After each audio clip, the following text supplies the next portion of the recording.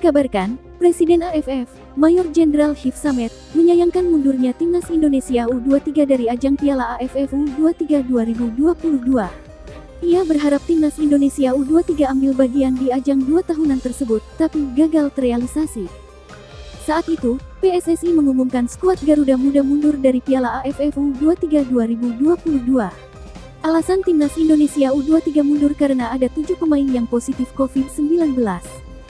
Selain itu, ada juga 4 pemain yang terindikasi positif COVID-19, dan 3 pemain lain cedera. Sintayong membuat permohonan kepada PSSI. Ia meminta kepada PSSI untuk membatalkan keberangkatan timnas Indonesia U23 ke Piala AFF U23 2022 yang dilangsungkan di Kamboja pada 14–26 Februari tahun 2022. PSSI pun mengabulkan permintaan Sintayong.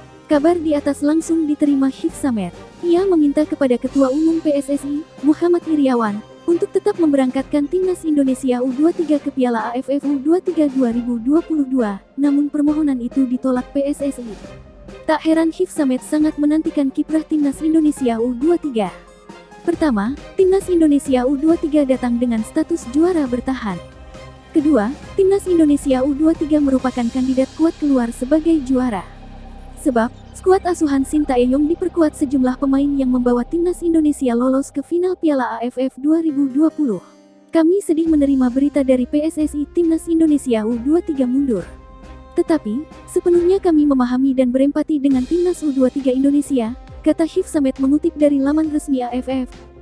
Kami merindukan aksi timnas Indonesia U23, terutama untuk mempertahankan mahkota mereka tahun ini.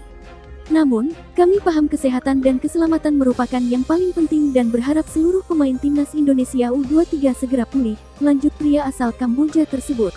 Tetapi sejatinya, Indonesia tetap tidak bisa ikut serta dalam ajang tersebut karena sudah bulat dengan keputusannya.